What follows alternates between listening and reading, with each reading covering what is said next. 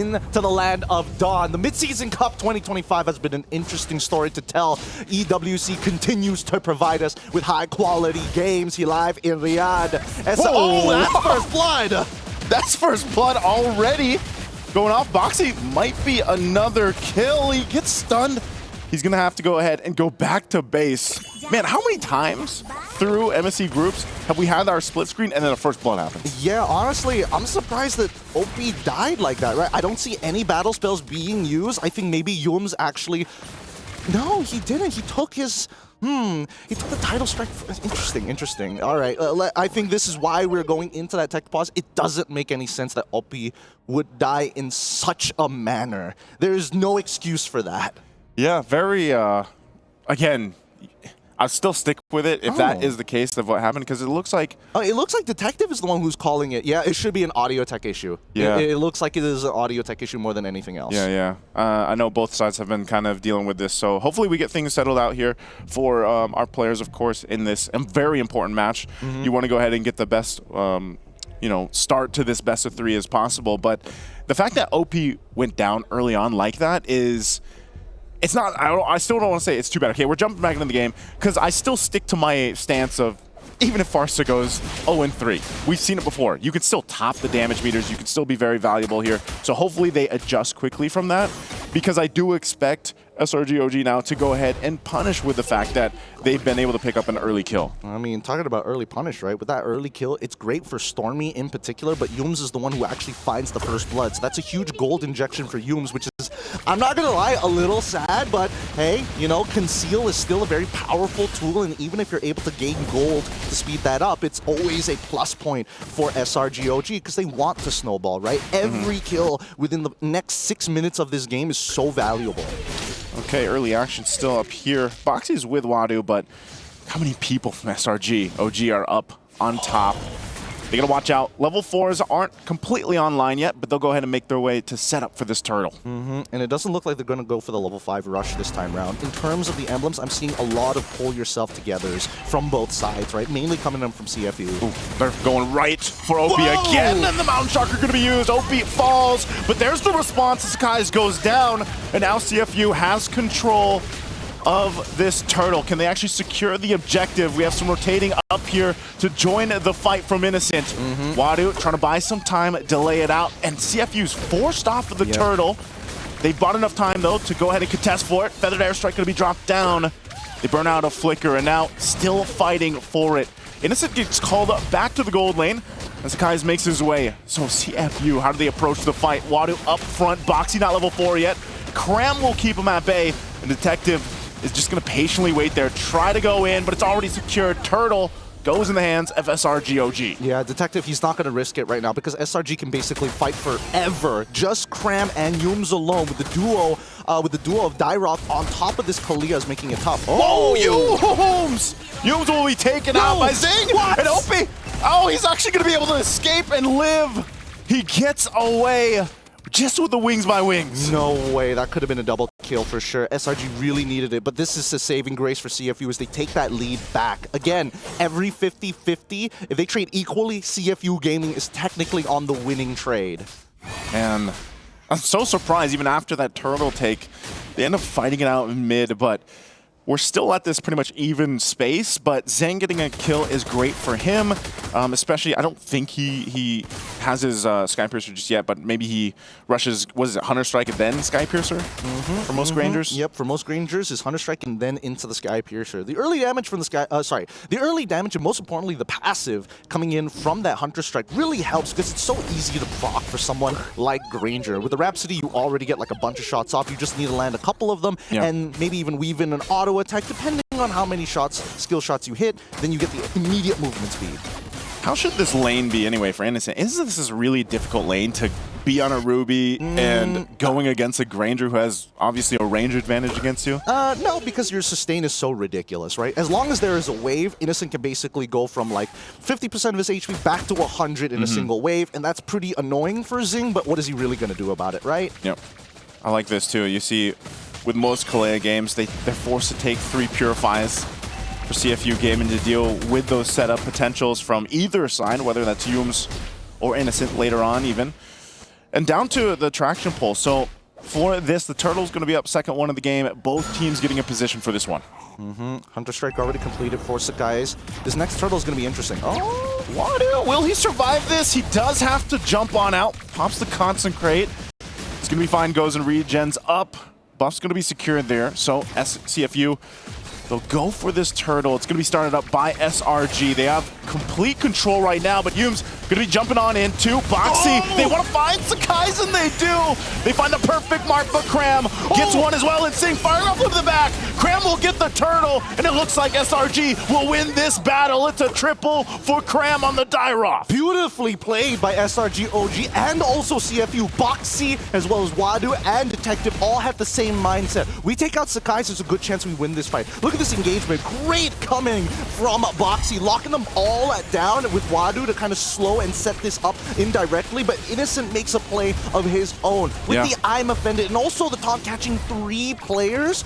Oh, well done for both sides. Hey, you said it earlier, Gideon, you know, the combination with that I'm Offended and then having the Dairoth there lines things up also perfectly just for him to go ahead and pop out this damage. So now that he's got 3-0, look at him. He's just 1v2 and completely fine. Rest of the team's going to now jump on in. There's the Tsunami Slam, setting things up for Cram, but Cram respects that OP is here, and they're forced off, but Zing goes down. It was a 2v1 in the bottom lane. Oh, that makes so much more sense. Even I was falling for the smoke and mirrors. I was like, what the heck is Yumes doing? Why is he trying to go for a Tsunami Slam? He just saw Cram use the Abysm Strike anyways, and then the attack down on bot side. So CFU's attention really pulled to the initial big ult and big resource utilized. So a very nice feint by Yumes. Yeah, great play there. That's going to get them that tier 1 in the bottom. This tier 1 in the mid basically is going to go down as well. It's 1 HP away. So CFU will shift things over to go ahead and grab this buff. We haven't seen Detective be able to do too much just yet. And maybe they're just at a position where it's like, we got to catch up here because, you know, nothing too crazy, but especially in the XP lane, like you said, with this Dairoth pick, having a lead against the Uranus, I think this is just a difficult lane for Wadu to even be in. So once the Uranus is shut down like this, like where do you go from there? Yeah, well, technically the Uranus isn't shut down. It's just not as fast as Cram, who currently is able to apply a lot of pressure, but he's ultra sustainable, right? When I say ultra sustainable, there just isn't enough burst damage from the side of CFU unless they bring OP into the mix. Without OP, it's tough. Okay, we'll see. They're going to be forced off. That's going to be 3 for 3 for the Turtles here. So even as tanky as Wadu should be, look at the brunt of the damage he's just forced with. They'll throw a couple ultimates at him, and he has to pop the Consecrate to be okay. So they still hold on, but losing another objective, and all this leading to basically losing more grounds economically to SRG. Right now, CFU, without all of their item power spikes, taking prolonged fights against SRG is really tough because their base damages are significantly better, right? Yeah. Cram in particular is ultra sustainable, especially if he's hitting multiple people with his 3rd hit. Now we look at the items, right? Okay, so they skipped on T2 boots, which is probably why we're seeing Innocent survive so long in lane, on top of the War Axe, on top of the Queen's Wings to make sure that he's really, really sustainable, but it's all about those flickers, right? How many I'm Offended can he actually land? And the longer this game actually drags out, the better it is for CFU Gaming, because then it kind of narrows down the approach of who should we attack, because Cram will start to fall off, and then Skies becomes a bigger priority. We'll see them trying to hold on to this. Again, they're just going to clear things out, and buying time would be great. Zing does have that Sky Piercer now too. Detective picks up the Brute Force, so he's got the couple items we've talked about a lot about the Lancelots. For now, it just seems like he's going to go ahead and play the macro game, push some of these lanes in, see if he can get some extra damage on these turrets. But ultimately, he also doesn't want to get caught out because he could be in a tough situation against someone like a Dairoth if he has to go against it, or the amount of crowd control can be overlapped on each other to even catch a Lancelot. So he has to go ahead and respect that. You're 30 seconds away from this Lord. We haven't seen them really have a favorable fight for the Turtles, so I don't know, are we thinking CFU Gaming is in a position to actually contest the Lord? Maybe. I think right now Sing is pretty strong. With that, with the Malefic Roar, he should be able to cut through anybody who has an Antique Cuirass. However, there's not a lot of armor being stacked up from the side of SRG. The only person he can really find value with that Malefic Roar is probably just Cram. Yeah. But even then, that's assuming Cram is by himself and he's not in melee range of CFU. I think right now, CFU Gaming need to make sure that both OP and as well as Zing are in favorable spots, because if they die out first and the fight goes longer than like closer to a minute, SRG will eventually overtake them. Okay, a couple items picked up for them. They're going to be zoned here, though, too. They got to respect this crowd control. Oh, it got canceled. Already, yeah, got canceled. There's a Tsunami Slam again. They'll be able to find Boxy. Boxy in trouble. Survives a little bit longer, but the Lord already secured by SRG, and now it's a mega kill for Cram. They're looking for Wadu. The flicker forward. The cleanup from Stormy. Meanwhile, Detective's like, I want my purple buff. After everyone goes down, I don't know if he's going to get a chance to get it as Innocent jumps on in and pulls him in. Innocent's offended. Oh my goodness, these games are nasty. Even our bystanders here, part of the team, they're all they're surprised. Innocent is like, man, this marksman player, what is up with his flicker? I'm offended. Now, this fight, you can see that Cram immediately is targeting that backline. This is the big problem I am seeing from CFU. Yes, you are getting Boxy to engage on these fronts, but you're not taking the neutral objectives anyway. So why don't you just peel? Just keep on peeling. Yeah. Keep your two cores who are able to apply a lot of damage against the front line of Selangor Red Giants, because in these prolonged fights, unless Selangor Red Giants are in your face, in melee range, that's how they sustain. It's going to be, again, they still got the shields, but I think they're forced to fight anyway. Tsunami Slam's going to be able to find it. Wadu, Yumes does go down. They're held off for now. It's a trade, though. The 1-for-1, they'll clear out the Lord. They lost the shield, but CFU Gaming will still stay in it. They find themselves 8,000 gold behind now. Do they have enough to bring it back into this? This is a big deficit. We've seen it before, though. And again, they're going to have to just find themselves a favorable pickoff, maybe fight, but they got a lot of grounds to cover here. Right now, OP, he's scaling. Once he gets that third item, he's going to be an absolute menace here. It's going to be such a problem. Same goes for Detective when he gets that endless battle, because then his burst is going to be just enough to take on the squishies from the side of SRG.OG Esports. Now, if we take into consideration what happened into that last pickoff, right? We see Yumes, he grabs over Wadu. Wadu ends up dying, but OP is able to get major. Oh, no. They're going to force it anyway. For the purple buff, does he actually commit to this? He jumps on in. Cram has the immortality. Does the team follow through? No, that's a big shutdown, though. Going in the hands here of Detective. Big mistake, and now CFU is on the chase. Oh, Innocent's in trouble, gets caught into the wall. Goes with the I'm affected, though, but has enough regen to stay alive amidst it all. A Tsunami Slam into the turret, and Detective, is he going to burn on down? The Traceless to pick it up. A double for Stormy. And just when you thought CFU could turn things around, SRG says no. Oh my goodness, really nicely played. Cram, yes, I agree, he made the initial mistake. Detective and Wadu tried their best to try to turn this around, but they forgot Yuum still has his, oh my god! Oh, they're gonna force it anyway, they want to end the game if they can. Mid-turret gonna be worked on. Oh, beat 1 HP. They got a Canyon Minion, they'll push in this bottom wave. Sing is back up. And SRG looks like they might just go ahead and disengage from this. They got the Lord coming up in 10. Beautiful stuff coming out from SRG. Now they're setting up for that checkmate angle. They find the retort against CFU Gaming. They're back in this debate, and more importantly, with a 9K lead, it is obvious that Sakai's damage is through the roof, and CFU must take him out first. Cram is manageable now, but they must play with their poke. They need to poke. That's what their whole comp is all about. Yes, you have sustain, but you can only do it if there's a wave in front of you, if you are in melee range. There's a lot of conditions for SRG to check off the checklist to make it happen. But CFU, if they just, tickle their toes a little bit, it will eventually cost a finger for SRG. Man, still, I think after that last fight in the mid lane, you're almost like hesitant to even go forward and follow Boxy, because it's like, if Innocent's the target, he's just going to heal back up here.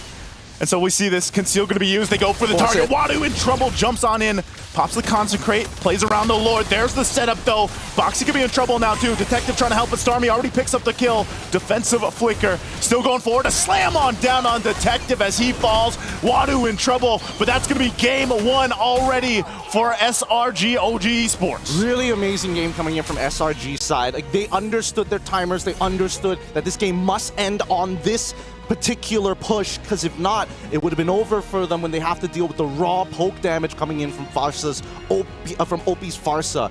Remar, what do you think about the game? Well, all the conditions we discussed for SRG, they were able to tick it, which is why they eventually ballooned into an 8,000 gold lead. Spell Vamp and burst damage up the wazoo. SRG, that play by Innocent, that was like the heat check. But the heat check was begun at the center of the map, a 34-second first blood by you. Is that the fastest? Or do we have one faster than that? I have to double check, because I know it should be somewhere around the 30s for the fastest. 30-something, That's what I'm thinking as well, but we'll double check with Zipper later on, because again, there's just so many cool things that happen in this game, right? Especially for such a volatile comp. This is very similar to what we saw Homeboys making an attempt to do yesterday, but it comes down to, can you find those first bloods? And I think that with that initial first blood onto OP, things really snowballed out of control, because you can tell that SRG is okay. They are willing to trade 1-for-1 in the earlier stages, because Cram, he's not dying, right? He's actually extending his lead. So guys is like, if I die now, it's no big deal. I'm going to be back on the farming route, and by the time we hit 8 minutes, I will be level 15. There is forward thinking. Yeah, and the crazy part about the composition of SRG is in this scenario where they were able to tick their early game conditions, it essentially became a 4-carry setup. You have the D-Roth, the Ruby, the YSS, and the Kimmy, that in all possible computations and scenarios, even if you take down 2 main damage dealers on the side of SRG, CFU had 2 more to deal with. That's why I was saying, even if you follow Boxy into the fight, who's his best target? A lot of times he was catching Innocent, because Innocent knows, like, I can also tank this up, heal myself back up, and be fine. So, you know, really when you break down the draft and everything else, you look at this, like, you see the brilliance to how this comes together. How disgusting is this? Innocent plays Ruby. He's like the most important playmaker for the side of SRG to like put that seal stamp at the end of saying we're going to win this game. He comes out 3-0-10. Hey, he didn't die once. Lore-wise, man, if you know how to play the Roger, you got to know how to play the Ruby like this. Yeah, exactly. It's lore accurate. It is. From being the Roger of the tournament last year, now he pops off with a really fantastic Ruby game here, 0 deaths, and he really made the most out of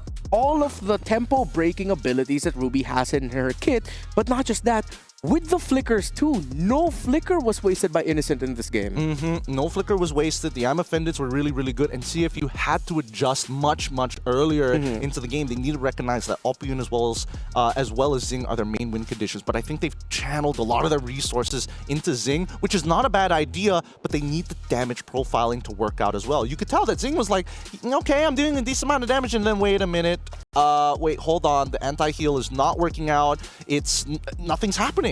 Yeah. And speaking of anti-heal, a Sea Halberd pickup by the Ruby on Innocent, yeah, it essentially just became another carry. It's a gold lane carry on this Ruby, going for the War Axe, the Wings, Hunter Strike.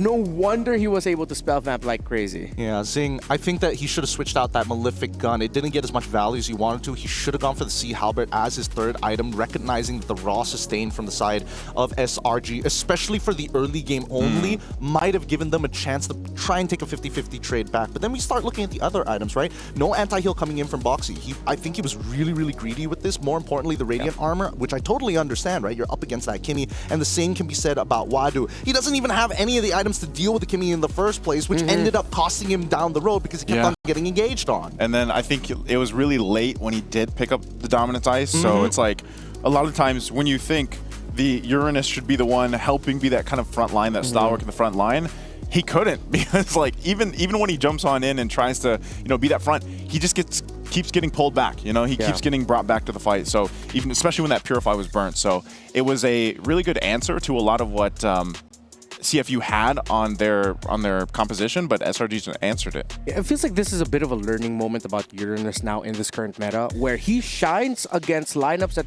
has maybe just 1 or 2 carry options. Yeah. Because he doesn't get bothered that much. He's like, all right, I'll just heal through all this damage eventually. But then when your lineup is already lacking an early game lead, you're already lacking a lot of crowd control, and the other team has multiple carries, Uranus might not be the pick to go for if you see a Yi-Sun Shin on the other side, because it's already expected now. YSS almost always will get paired up with Ruby in the gold lane. Yes, usually though is what we're seeing now as the potential, tournament meta continues to develop. But I've X'd about this. I've tweeted about this. You've X'd. I was like, what this. is X? Oh, Hey, yeah. look, Uranus kind of sucks when you're behind. Yeah. Like, there's no scenario where he's actually good unless he's ahead. But I do think that this is quite a technical marvel from the side of SRG, because there's so many problems that need to be answered. As much as you adjust, and you kind of have to give up a large majority of the early game, which CFU refused to do. And you can tell by their item list as well that there are a lot of broken buys in terms of what needs to be achieved. We need anti-heal, but we also need enough to deal with the Kimmy. I'm also realizing that, the traditional concept of a Kalea's across from us, let's all take multiple purifies. Then if you have a Ruby in the mix too, it kind of gives you that other option where you don't always have to go and think, all right, I got to burn these purifies as the Kalea, because now you have even more crowd control. But also I think not just the Uranus, but man, even the Lancelot. Like this game, the Lancelot was actually, and now we saw this yesterday, we also now saw this today, where there's certain compositions, there's certain concepts of strategy here that actually stop this Lancelot, who has been a menace and we talked about should be banned and all this, needs 2 items. But here, Detective couldn't really do anything. I feel like he just had a struggle, and he was forced to just go and farm up, try to push some of the side lanes. Yeah, it was a pretty wild experience here for Detective, because even though before the gold lead got completely out of hand, you'd see him bring down people maybe like 20% health. But then he's like, all right, guys, I did my job. Wait, you mean they're full health again? You see the D-Roth, the Ruby, and everyone else just spell vamp, raw spell vamp, all the damage the Detective gets to dish out. Yeah, I mean, look, this is the one time where he's like, okay, you can't spell vamp. We've got the items, we can do stuff. And Sakai's just like, what are you talking about? I now have the raw sustain to deal with it. I was down to a quarter of my health. I'm back to 50%. I'm still chunking you for 50% of your HP as well. So that's why Detective didn't really have any targets. I would have imagined that if Innocent was playing the regular marksman, then he has some options in the early game. But because Stormy was able to find first blood onto OP, and again, Sakai's, it's a pretty difficult 1v1 in the early game unless Yi-Shin makes a mistake. It's just, hey, pop that ult. What are you going to do about it? All right, so quick question for the table here. It seems like after everything that we've discussed, game 1, did SRG just straight up outdraft CFU? Oh, I don't think it's an outdraft. I definitely think it's more of an outplay in the first 6 minutes of the game. From that point onwards, I think that with the items that were coming through, they just needed to defend that Lord one more time. They would have been on even terms. Yeah, because, Gideon mentioned this when we got a glimpse of the items, and you saw it in the last highlights there, that Sea Halbert was picked up around the 12-minute mark, and that was really all they had to deal with a lot of the sustainability from this lineup. So I think if the priority for items was built different and they were able to drag it out further, then yes, maybe we would have seen a different concept there happen. But yeah, first 6 minutes were devastating for CFU. Yeah, as we talk about item priorities here as something that CFU could have fixed up, I know that for a lot of us, our true priority in MLBB is skins. And we have another awesome skin line coming up for you. It's Metro Zero. If you are, I'm glad, I will admit, I lied a little bit yesterday about saying, like, I know exactly what I'm talking about in terms of the skin line, but I'm glad that I was validated that it was a cyberpunky theme, sort of like our old Exorcist you didn't know skin that? line. Or you did know that it was cyberpunk? I did not. I just based it off of the key visual, the theme of it. But yeah, you confirmed it with me, right? Like yes. It's a whole Exorcist X modern. Yeah, I want to say what the heroes are, but I don't even know whether we have the green light to like let the audience know, because that's true. A couple of my favorite heroes are going to be part of it. I'm really excited for those, but well, yeah, just... I really hope we get another Alucard skin. Don't you dare! I swear to God, it's another Claude skin. Okay, let's head into the draft now. CFU still batting out the Moskov. TCSO gets taken out in SRG because they played it really well. It's like, you know what? We're not going to allow CFU, a team like CFU, to run Yi-Sun Shin in the jungle and play double fighters. Well, I mean, Yi-Sun Shin right now in the patch, I think a lot of teams can definitely agree that he's disgusting, right? He has like a decent early game because of the changes to the Mountain Chakra to give him that turtle bow, which is ridiculous, like absolutely ridiculous, the amount of damage he can pump out at level 4 itself. On one target, ideally. Because it's not like he's got strong AoE, but it's a good disruptor.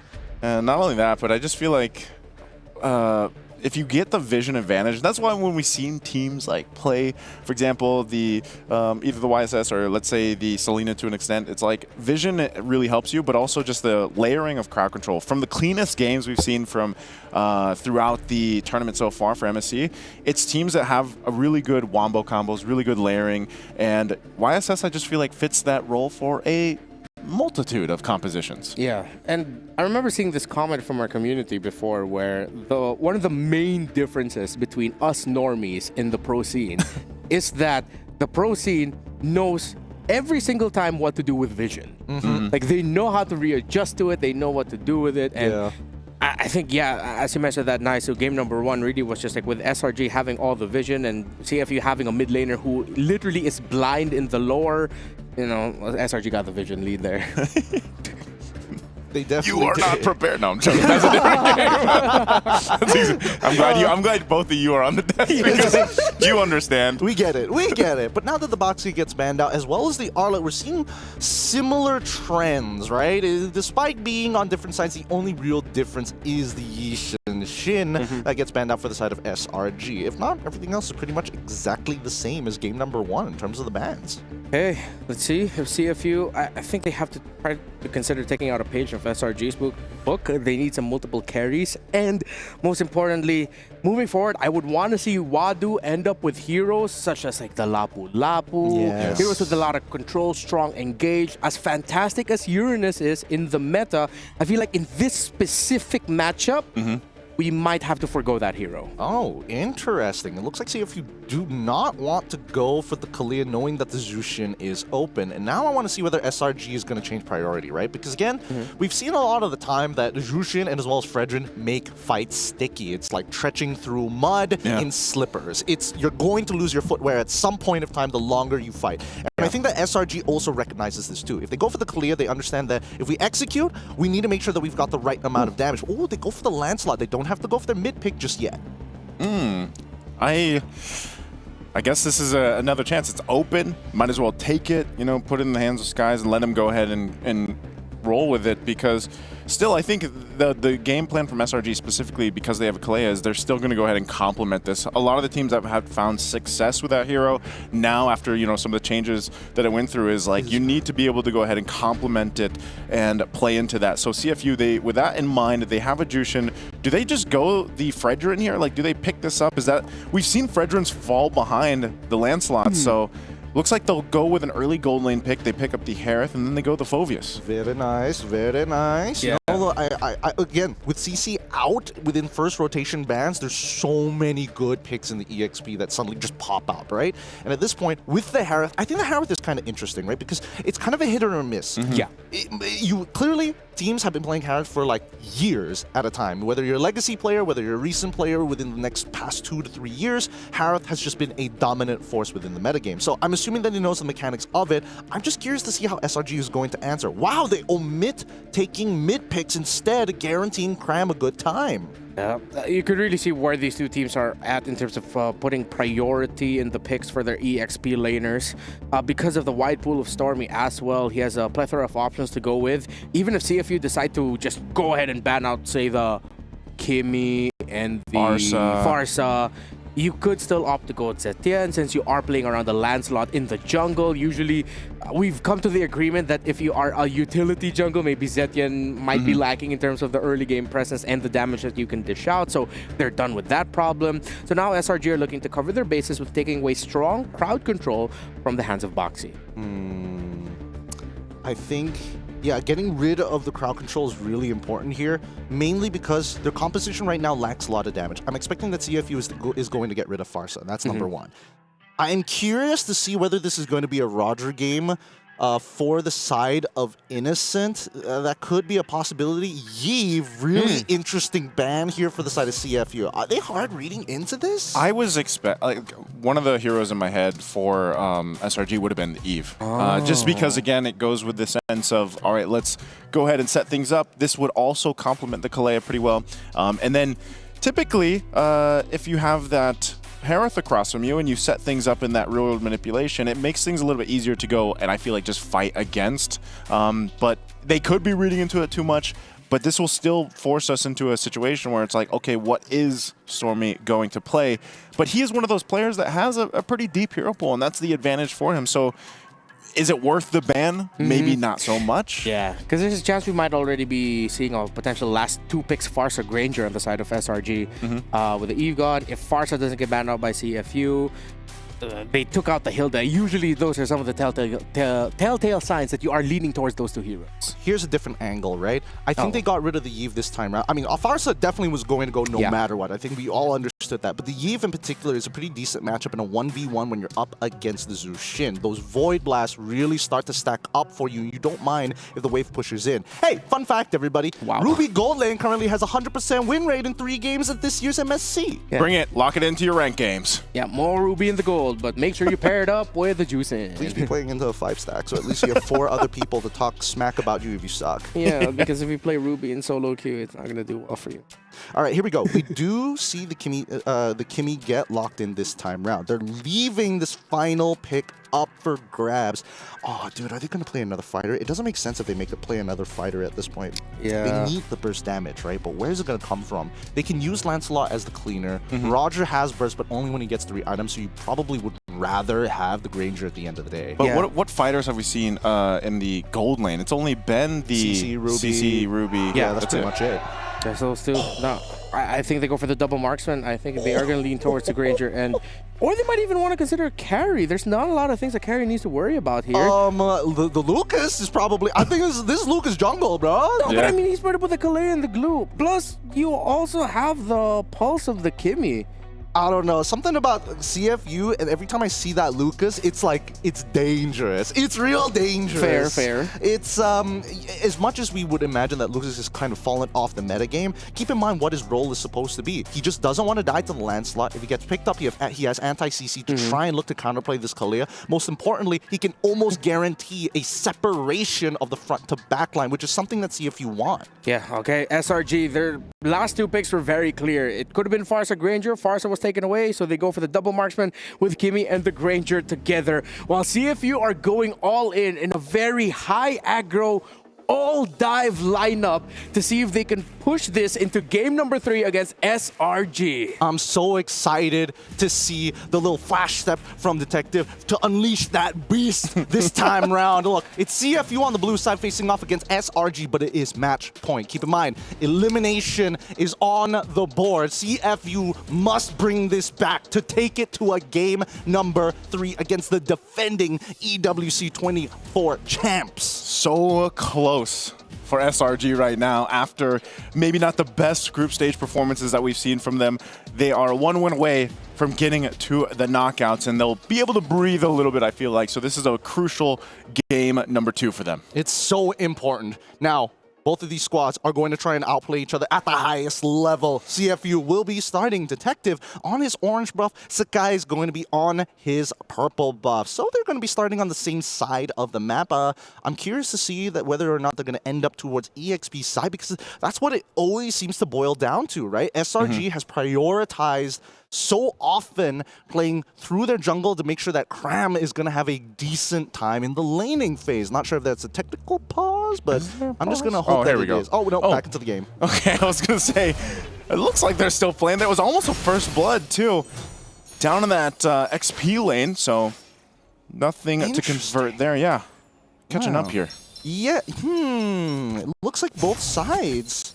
Wait, was it both sides? I'm not 100% sure. Either way, this is a big win coming in from Cram. He will start to develop a lead against Wadu, ever so slowly, of course, but we want to see how this continues to progress, right? As you can see, ever so slightly, just missing, Wadu just literally missed 1 minion, and that's it. Yeah, okay. Catching up there, too. I guess Boxy burned the flicker down there. So they were going for that quick kind of play, quick advantage if they could. CFU didn't find it, but now they might look here in the mid lane. Stormy, he's going to be fine. He has Yums with him. So, yeah, I think just because that didn't happen in the early game, you're going to go ahead and just see them wait for that first objective to come up. Unless they decide to actually commit to this. Box going to be the focus. Oh, Cram no. roamed up the first blood for Stormy. Now Opie going to be in trouble. 4 members of SRG all here for the fight. and Detective will buy enough time. This turtle's up here, and SRG has control for now. I don't get it. Why did Boxy walk up so far? You look at the minimap, you can see that Wadu doesn't have priority over that lane. You see 3 members, and the first thing in your mind is like, oh yeah, I'm gonna just like try and poke him out. No, you back off. You don't have your flicker. Yeah, and right now they want to go ahead and start up this turtle here. They're gonna fight for it. Cramp. Also on this other side, Detective forced off, but he can't escape this one. Gonna go in. Sakai's actually in trouble, quite low. Goes in. Sakai's falls, and Wadu will go in, but Stormy secures the turtle. Meanwhile, the fight's still gonna be breaking out, and it's Bhakti that goes down. But CFU is winning this fight after the objective, and Cram, 1 hit away, will be able to escape under the turret. But Stormy will get some extra gold off of that as well. The turtle did go to SRG. Oh, Innocent, where are you shooting? Okay, all right, he recovered. Good recovery, good recovery. No, nobody's sweating here. Nobody's sweating here. Because again, SRG technically in that turtle fight made a pretty big mistake. Wait, hold on. No, Oppie shouldn't die here, right? Yeah, he should be fine. He should be. I think, but I don't know about Skies on the other end, because Sakai's, unfortunately, I don't know why he decided, you know what? I'm a Phantom Execution back into that fight. And Wadu's standing there like, okay. With 1 HP, but donk. I don't get it. I don't get it. The arms of Wadu, man. Like, the arms of Wadu. Hey, come on in, you know, and but still, good thing Stormy was able to go ahead and secure that for a second there. Thinking CFU could actually turn it around, but they do get a couple kills. Goes in the hands of Wadu and Opie.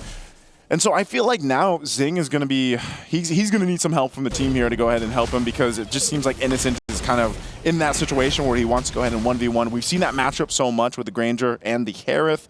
And now that the level 4s are in consideration here on both sides, I still think SRG has the better option to go for these pickoffs, especially because they have this Kalea. The flicker is going to be up in about 10 seconds. Cram will be the focus. But still, Detective forced off even with the Beast form. Not sure if they do anything off of that. No. Getting rid of the Beast form is actually really, really good, because Detective right now can't get any energy just yet. He has to wait for the form to completely run out, because if he dies early, then whatever the bar was maintains. And this allows SRG to walk into enemy territory knowing that that ult is down, and it won't be up anytime soon unless they get into a fight here. Oh, they might. Boxy jumping in with Wadu. They're going to be focusing Cram. Detective, though, is going to find Opie. Goes in with a Thorn Rose. Will pick it up. They're going to be trading right now. Turtle for the taking. Cram is still alive. He's been this way this whole time. The team comes in, but Boxy will go ahead and stop them in with a fist crack, fist break. And now still jumping in. Wadu, tanky as hell, will force them off, so no one committing to the turtle. Does SRG go back to it? Sakai's fully healthy here. We have Detective grabbing the buff. They should be able to go ahead and secure the second turtle of the game here. Boxy doing his best alongside Wadu, trying to delay it, but it's going to be secured by Sakai's, the flicker from Wadu. Innocent now rotating all the way down. Opie takes the brunt of the damage, and they jump on in. Yumes takes the face of it all, but he goes down now too as Detective joined the fight. A shockwave blast won't land, but they trade out bodies here. Worth it. Very worth it for SRG. Wait. Technically, Cram should still have his ult available. Yeah, he got the reset. He's pulling them back. It's going to pull him back. Wadu, he's tanky, but not tanky enough. A shot from Innocent will clean it on up. And now Box going to be the next one. Flickers on out. Does Innocent have one more? Goes in, gets punched on back, but will get a double. Another big pickup for SRG. I was wondering why Stormy, despite being decently low, why he wanted to hover around. And then I realized, Cram, he already got the reset off of his ultimate. He just needed to wait a little bit of time. Good thing that we have the... Oh my god. They went also on that. I think they Tsunami Slam too, so Zing in trouble, still in the mid lane. Opie trying to get away, but it's 2 bodies too much as Cram will pick up. There's fights everywhere happening on the map. There's fights literally everywhere. SRG is keeping it scrappy, and now they're calling they can dive him. They know they can dive him. Look at the top side. Detective's in trouble. Everywhere. There's a fight literally everywhere, and now Detective in trouble. He's going to get forced off the turret, and also Innocent gets a 1v1. Good game IQ coming in from Detective's side. He immediately focused. Oh, wait, hold on. We saw everything that happened on the map. There's a good chance that they're trying to go for the top side and dive me. I got to clear up this wave to make sure that I can sustain and then get the hell out of there. Oh, man, this is a lot of ground to cover now for CFU Gaming. Every single fight they've been in, it looks like, you know, there's a couple of moments where it's like, all right, they've got this, and then SRG responds to it with everything they're throwing at him. It's really hard for CFU to find that window like this. Even this tanky as he is, he's going to deal with so much damage as Wadu falls. And now they're going to go ahead and go forward, disengage here. Third turtle, the game is up, but they have the numbers advantage for SRG. Yeah, they for some reason really badly want this top tier 1. They've been here for so long trying to crack open this this turret and get the structure. This entire time you see that the guy is actually farming on the opposite end of the map, right? Clearing his jungle path, making sure that right now this 4 from SRG is too strong. Cram again, he's right on Detective. Detective as a beast, he's trying to get away. They flicker forward. Boxy's gone as Innocent picks up another, and he'll get a double. Looking for more, but Yumes to fall. Zing forced out. Wadu joining the fight now. Is this really the fight he wants? He's going for Stormy. Stormy gets the space as Innocent picks up another kill. Now Opie in trouble. Innocent locked and loaded, shoots off one shot, gets a double again. Looking for the cleanup. Zing jumps under the turret, and Cram wants to zone him out. And it's only Zing left after that. SRG is locked in. They are locked in, and they said, Turtle, it's chill. We don't care. We don't care about this last turtle. We care about the fight. We care about the structures that we can get off of this. And they will continue to progress. Let's look at this fight one more time, right? Because Cram is doing so goddamn much. It's ridiculous, right? How is he getting away with this? So I'm not gonna lie. Boxy was doing the right thing, holding all 4 members of SRG back. But I think that CFU just had to give it up. They keep forcing this scenario, especially when they don't have anything involved. Oh, they're gonna fight for this one too! Innocent grabs Wadu, looks for another, gets the double. Opie falls, Innocent gets the triple, going for the Maniac. He has to get space, he gets that, he gets the Savage! Innocent is not innocent no more! Picks up a Savage! This point in the game, a huge swing for Selangor Red Giants, OG Esports, and they'll get a tier 2 in the mid. That's disgusting. Right now, SRG.OG are playing hot and Innocent. 14-0-1. What a KDA as they're looking to try and close out this game as soon as possible. This is some nasty stuff. I don't know. Maybe SRG figured out eat rice and some good stuff, and you're playing on a different level. They got that from the interview, and right now, so far ahead. 14-0-1 on this Granger. Innocent has had all the space in the world, and he has a flicker.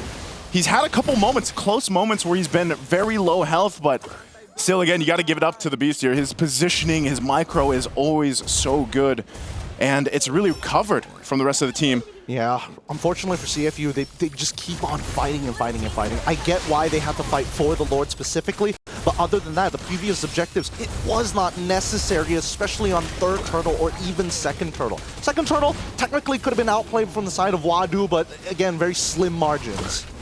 Okay. Even with this lead, they're still going to go ahead, get to the base. No way. Sakai's going to jump in.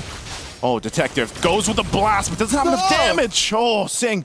Not close enough to catch Sakai's. Yeah, if only Sing had Flicker. If only he had Flicker. I think that's the biggest problem that we're seeing, right? Because of the Kalia just taking that Purify, you're just so worried, but you get caught out in these positions where you can't force plays upon your opponents. Now, in this fight alone, we see the exact same problem, right? The lead, the gold lead, especially on the carries, are basically untouched. Stormy and as well as Innocent are having the time of their lives. And Sakai's, so far, he's not making too many mistakes, but Boxy has to worry about too many things at once.